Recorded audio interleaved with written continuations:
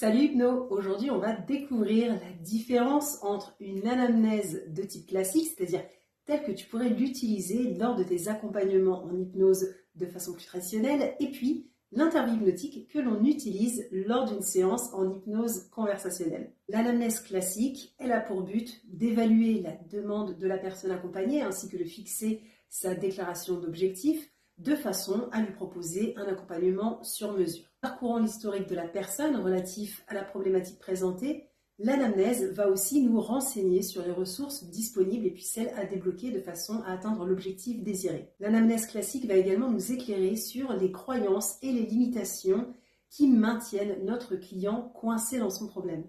Le problème majeur d'une anamnèse de type classique, c'est qu'elle se repose énormément sur l'aspect verbal de la communication de notre client, c'est-à-dire sur la partie consciente du problème présenté, autrement dit le symptôme. Le piège ici serait de croire les conclusions, les hypothèses émises par ton client, du type « j'ai tel problème parce que »,« je suis comme ça parce que ». Il faut bien garder à l'esprit que la véritable nature du problème de notre client est inconsciente, c'est-à-dire que notre client n'y a pas accès. C'est la partie submergée de l'iceberg. Lors d'une anamnèse traditionnelle, si l'on ne remet pas en question les conclusions émises par notre client, on pourrait se retrouver à adresser séance après séance le problème symptomatique. Le but de l'interview hypnotique en séance d'hypnose conversationnelle est de découvrir la véritable nature inconsciente du problème de notre client en hypnose.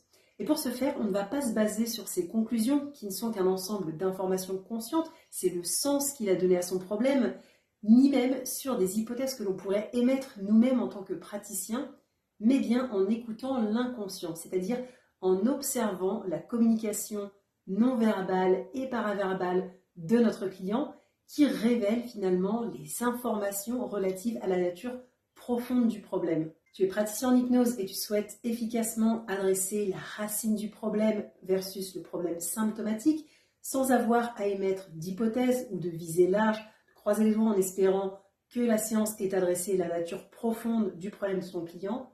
Abonne-toi à ce compte, je te montre comment faire.